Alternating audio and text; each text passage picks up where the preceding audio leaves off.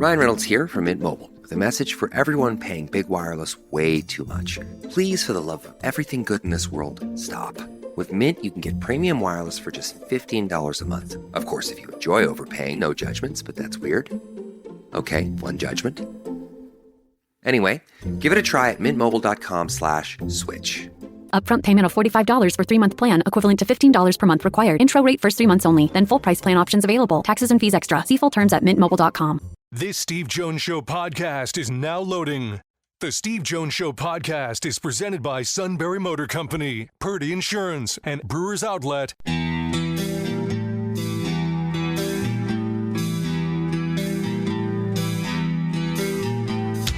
Bringing you an in-depth look at Penn State sports and more. This is the Steve Jones Show on News Radio 1070 WKOK. The Steve Jones Show is presented by Sunbury Motor Company, Purdy Insurance, and Brewers Outlet. Now from the Sunbury Motor Studio, here's Steve Jones. And this half hour brought to you by Purdy Insurance, Market Street in Sunbury. Go to purdyinsurance.com. Auto, home, life, business, boat, motorcycle, RV. Yes, and Medicare products as well. They'll help you out in that area. They want to make sure you're fully insured. They'll do everything they can to find ways to save you money because customer service means everything to them at Purdy Insurance. Market Street in Sunbury. Go to purdyinsurance.com. Very pleased to be joined by Nick Farabaugh. Nick, welcome back. Great to have you with us. Thanks for having me on, Steve. As always, appreciate the invite. Let's start with, obviously, what the Steelers could do. I mean, they're in an interesting spot. So I'll throw out the Aaron Rodgers and then Kirk Cousins scenarios to you. And I'll go with each. What do you think of the Aaron Rodgers scenario at this hour? Yeah, I think Aaron Rodgers is, pretty uninspiring. I think it's probably the likeliest option for them, even if it takes until the week before training camp. I think they'll wait for him for a while. It's not an inspiring pickup. Yeah. I think his best days are behind him. He doesn't give them really a Super Bowl ceiling. Maybe they squeeze out a playoff game, but even that I think is being pretty optimistic. So, does it really get the juices flowing? Not really, but is it the likeliest? Probably. So then the next part is, and at this hour you'd have to deal for him, and it sounds like it's expensive. What do you think about a Kirk Cousins option? That sounds terrible to me, not just because of how bad he was last year. He had 16 interceptions last year. The Achilles injury has no mobility left. We're talking about you're picking up $20 million at least in salary, plus trading a pick to get this guy. Yeah. That doesn't make much sense. Unless the Falcons are giving you a significant pick to take on that deal, right. I don't understand why the Steelers would make that deal. So they don't need a veteran quarterback that bad. Do you really need to trade for Kirk Cousins? Is Kirk Cousins that much better than Mason Rudolph right now? I don't know that answer. I really don't. So I think that would be a bad move for the Steelers because they'd have to take on capital, and draft capital, and then on top of that, take on significant salary. It's not good team building.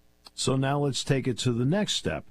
Draft comes up. At this hour, they sit at 21. So you don't know how the first 20 picks will play out.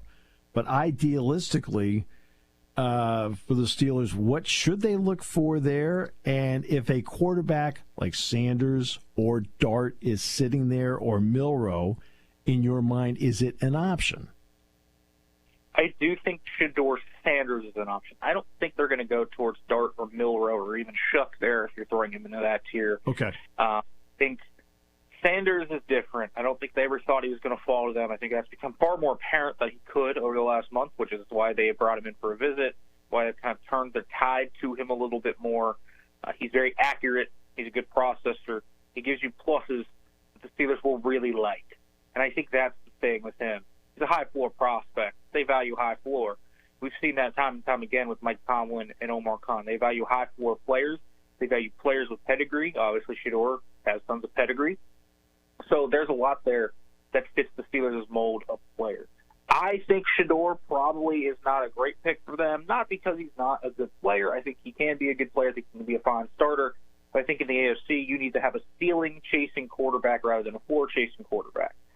because you're going to face Josh Allen, Patrick Mahomes, Lamar Jackson, Joe Burrow, Justin Herbert, C.J. Stroud, etc. You have so many great quarterbacks in the AFC.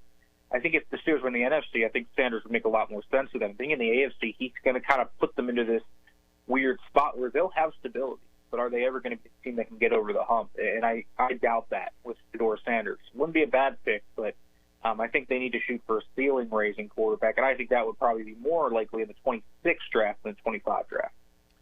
So then, based on that answer, say it's not Shedeur Sanders.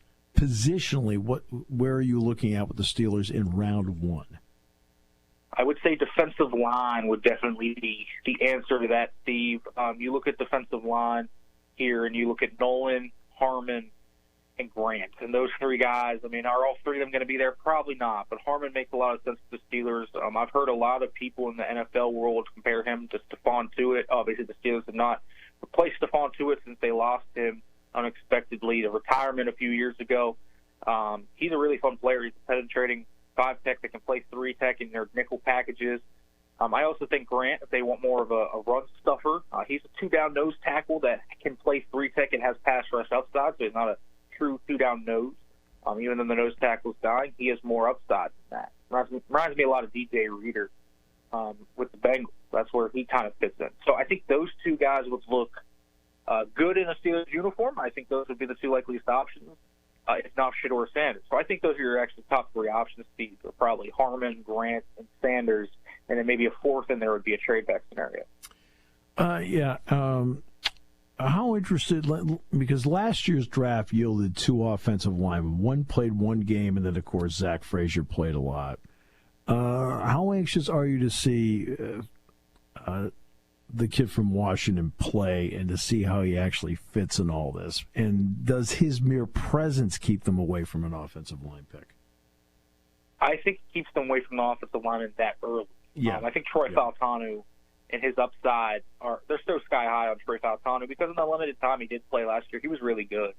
You look at the one game he really played, which was against Denver, and he played really good against Nick Benito and Jonathan Cooper, two really good players. He's a good player. And so, yes, I do think it steers them away from that. I wouldn't rule one out in the middle rounds. I think you can look at someone like Wyatt Milam, maybe out of West Virginia, Charles Grant out of William & Mary they show some interest in, or a later round guy that they can kind of take a dart at that can maybe be a swing tackle for them. They need tackle depth anyways, so maybe that's an idea for them. But next year could be a tackle position, looking back there, because Roderick Jones is obviously going into a very, very critical third year here after a down sophomore year. I do think Fautanu is going to kind of get his starting reps at right tackle. I think he will be the starting right tackle, so I don't think they're going to take a tackle super early. Give me a read on the fan base, because I always discuss this, and I know when it came to the Pirates, I talked a lot about this, and also the same thing with the Dallas Mavericks. Like, the Mavericks seemed to be surprised how popular Luka was. And I refer to it as management by walking around. In other words, getting a feel for your environment, the people, and so forth, the customer. You get a gauge on what the fan thinks. What does the fan think about the Steelers franchise right now? Well, there's incredible frustration, I think, especially towards management. Even Art Rooney, I think, is getting some heat now.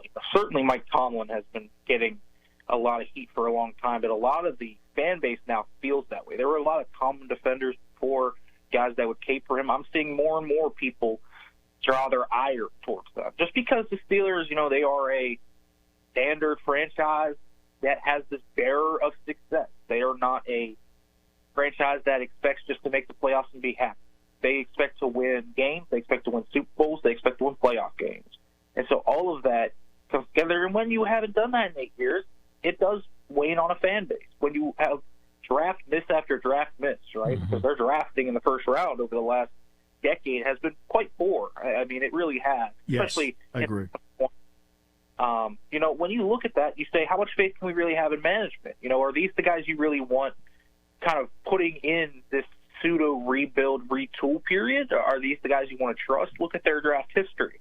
And so that's the issue here. Steelers have been kind of in on this half in, half out strategy for about 5 or 6 years now. Yeah. And it's just kind of spun its wheels. We've seen it before. 9-8, 10-7, losing the first round, just missed the playoffs. You have a mediocre pick. And you never really get better. so that is where this fan base is. They're frustrated. They're frustrated watching the same story. And so when that happens and you continue to do it, the management, whether that is Tomlin or that's Kahn or that's Rooney, are going to draw the ire of the fan base. That's definitely what's happened. It's an angered fan base, no doubt about it. Because, Nick, I've compared the Steelers situation to the longtime Atlanta Hawks situation. And my analogy is that the Hawks have always been good enough to make the playoffs, usually as an 8 seed, right around that area. Competitive enough in the first round, don't win the first round. Also, because of that, they're not in the draft lottery. And I said, that's about where I feel like the Steelers have been for 10 years. I think that's about right. I would say you can also compare them before their recent run of success, to the Hawks really well. And it's kind of funny you say that because, when I watch the NBA, I am actually a Hawks fan. So This fits very well for me. The Hawks' best team, got swept by LeBron James. And even that parallel seems right? Like the Steelers' 2015 team that was so talented with the Killer Bees, they ran Tom Brady and just got buzzed off. It fits really well. And I think the Steelers do really need some way to get out of that kind of purgatory. That's what they're in. They're in this cycle of mediocrity where they can't be good enough to draft the top quarterback. They're never bad enough to get there. They're never good enough to win a Super Bowl. They're kind of in this cycle. And for the Steelers to get out of that, they either need to make wholesale changes to their front office and coaching staff, which could include moving on from Mike Tomlin, which they're not going to do. And so the next logical way to do that is to get your franchise quarterback. And so the quarterback is going to have to raise them out of this unless this just continues on long enough to where the Steelers are like, you know what, we're going to move on from Mike Tomlin. But I think we're still a ways away from that.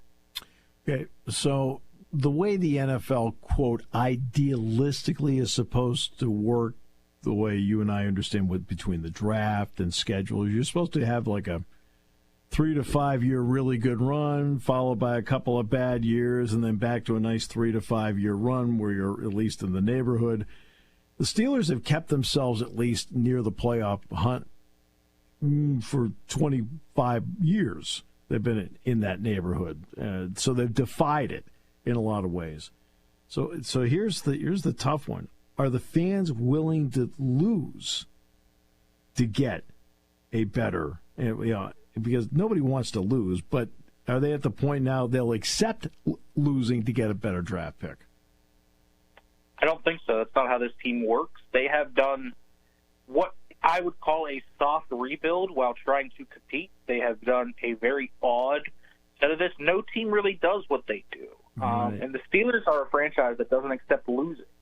And so it doesn't matter if they're even trying to retool and get a quarterback. They will rather try and compete this year and then trade up, I think, rather than do that. So I don't think they're going to try and lose. They're never going to strip the bones there. If they were serious about that, we would be talking about them trading guys like Minkah Fitzpatrick. Yeah. Maybe George Pickens would certainly, I think, be gone.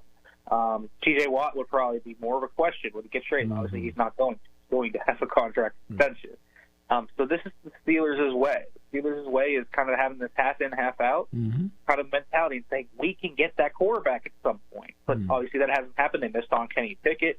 That set their franchise back. And so now they're kind of waiting their right time, waiting for the time to jump at it. But here's the issue when you do it, Steve, when you do it like that, when you continue on that path, by the time that quarterback hits, even if they draft Shedeur Sanders this year and he's great, Cam Hayward, T.J. Watt, Minkah Fitzpatrick, those guys aren't getting any younger, and by that time your defense might have aged out. So that's really been the story of the Steelers from the Killer Bees era to now. It has been a mess for them in that regard, and so they need to figure out, they need to commit one way or another, but they're kind of in this half in, half out thing, and I think that's ultimately why they're in this fight. They certainly picked up somebody in the offseason that has the potential to be dynamic, and that's Metcalf.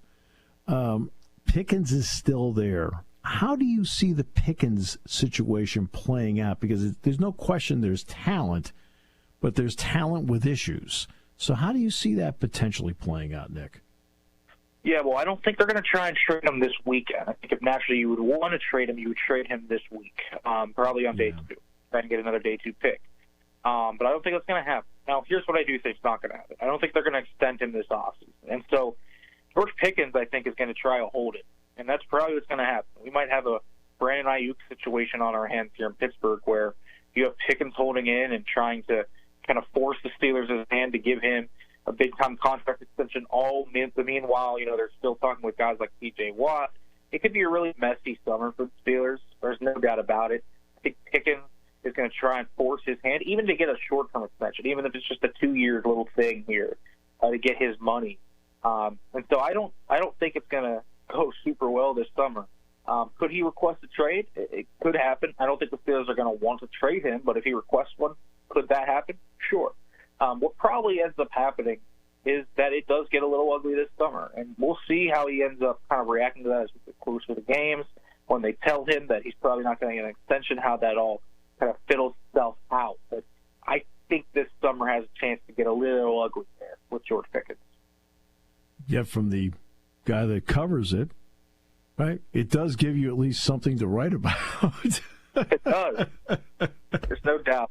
They're going to have some contract issues this summer, I think. I don't think, they're going to easily kowtow to T.J. Watt $40 million either. So they might have two holdings going on simultaneously, which could be an absolute mess. Wow. Boy, oh boy. Well, this didn't happen back in the 70s. It's the new age. You're darn right, it's the new age. Oh, my goodness. It is definitely the new age. Oh, my goodness. Hey, I want to welcome Pittsburgh fans to the new age. Yeah, welcome to the new age, because this is real. $40 million edge rusher.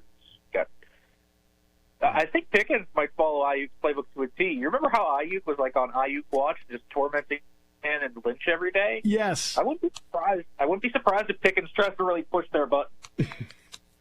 I'm surprised. He seems such a stable personality. I don't understand that. You're the best, man. Thanks so much for your time today, the insight. We really appreciate it. All right. Thanks for having me on, Steve. I appreciate it. Anytime. Thank you. We'll come back more in a moment. Brought to you by Purdy Insurance here on News Radio 1070 WKOK. Thinking about a new Hyundai? Here's the scoop. You're in the sweet spot with Sunbury Motors Hyundai. They have over 100 new Hyundais available that will not be affected by any increased pricing. In fact, hurry in now and save as much as $6,400 or 2.99% APR for 60 months on 2024 Hyundai Santa Cruz models. They have plenty. SMC has 40 2025 Hyundai Tucsons available starting under $30,000 with savings up to $3,700 or 3.99% APR for 72 months. There's also 14 2024 Hyundai Elantras in stock starting at under $24,000. No matter what you may hear, if you want to have a fun day, you have to drive a Hyundai. All new Hyundais come with Hyundai Assurance and America's best warranty, 10 years, 100,000-mile powertrain warranty. See for yourself why we say together we can be alive in 2025 at Sunbury Motors Hyundai in the North 4th Street Auto Plaza, Sunbury. Hi, this is Season. For over 100 years, the Purdy Insurance Agency has been protecting families and businesses of the greater Susquehanna Valley and beyond. With the experience of our trained and knowledgeable staff, you can rest assured that your needs will be evaluated and met by some of the industry's best representatives. No matter what your insurance needs are, call Purdy Insurance today at 570-286-5855. Visit our website at purdyinsurance.com or check us out on Facebook to see what we can do for you.